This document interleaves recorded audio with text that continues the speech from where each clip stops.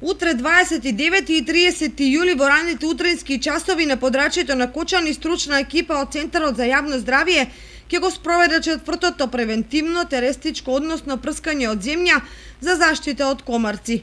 Во четврток на 29 јули од 5 до 8 часот наутро екипа на Друштвото за авиоуслуги Бониер ќе спроведе втората фаза од авиотретирањето против комарци.